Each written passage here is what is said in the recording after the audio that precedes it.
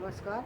MSD 6 के अंतर्गत आज हम वापस से विश्व की भाषाएं इसी विषय पर चर्चा करेंगे और जानेंगे कि साहित्य और भाषा दोनों ही दृष्टि से भारोपीय परिवार की भाषाओं में आर्य शाखा का इतिहास सर्वाधिक प्राचीन है।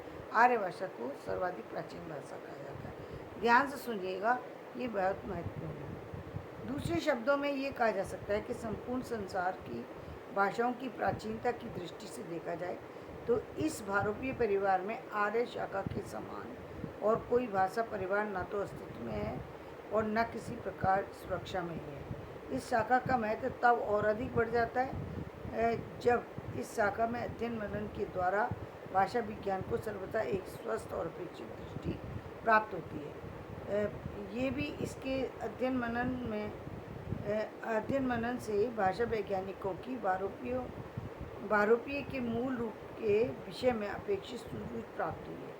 इसमें दो उप परिवार किए जाते हैं, ईरानी और भारतीय। ध्यान से देखने पर ये बात सुस्पष्ट हो जाती है, यानी पूरी तरह स्पष्ट हो जाती है।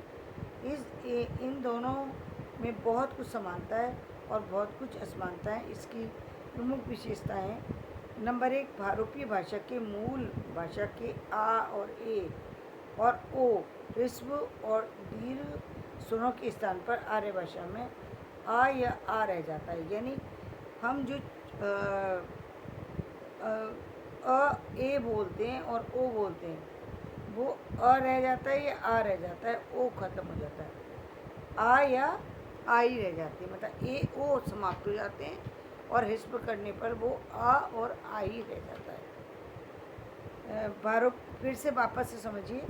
नंबर 1, भारोपीय भाषा के मूल भाषा के आ, ए और ए ओ के ह्रस्व और दीर्घ स्वरों के स्थान पर आर्य भाषाओं में आ या आ रह जाता है।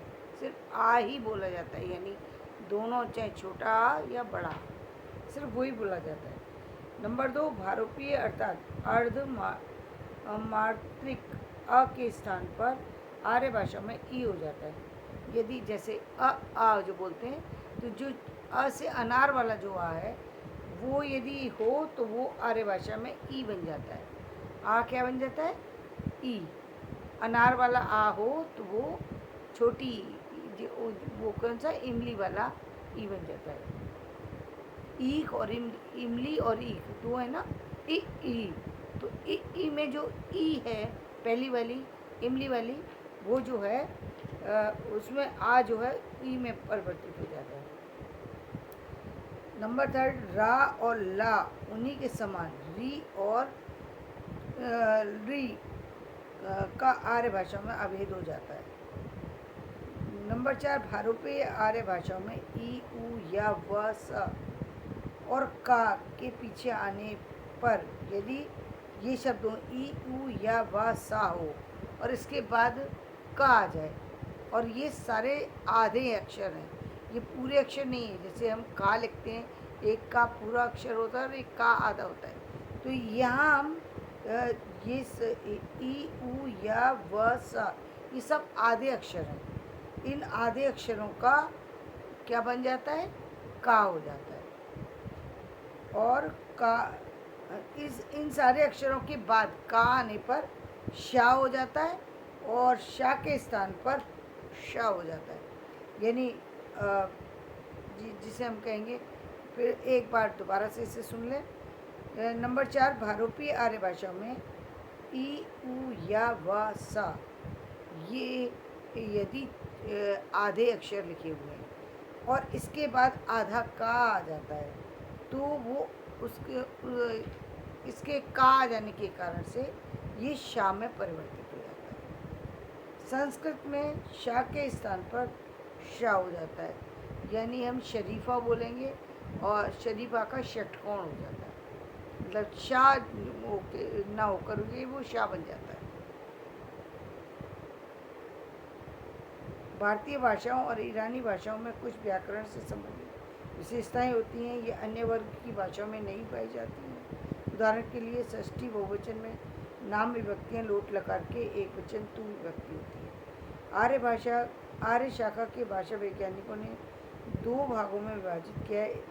आर्य भाषा को भाषा वैज्ञानिकों ने दो भागों में विभाजित किया है, ईरानी शाखा और भारतीय शाखा। ईरानी शाखा के अंतर्गत फारसी के अतिरिक्त प्रागैतिहासिक जैन भाषा सहित अन्य आधुनिक प्रांतीय भाषाएं भी बोली जाती हैं।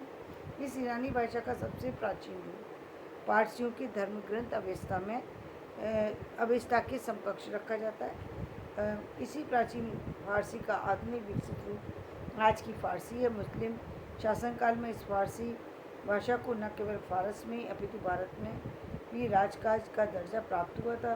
तब से लेकर आज तक ये भाषा साहित्य और समाज की अत्यधिक संपन्न भाषा कही और समझी जाती है। आजकल ईरान में प्रधान फारसी के अतिरिक्त ओसेटिक, कुर्दी, गालचा, बलूची, पश्तो सहित अनेक आधुनिक विभाषाएँ ईरानी भाषा के अंतर्गत रखी जाती हैं।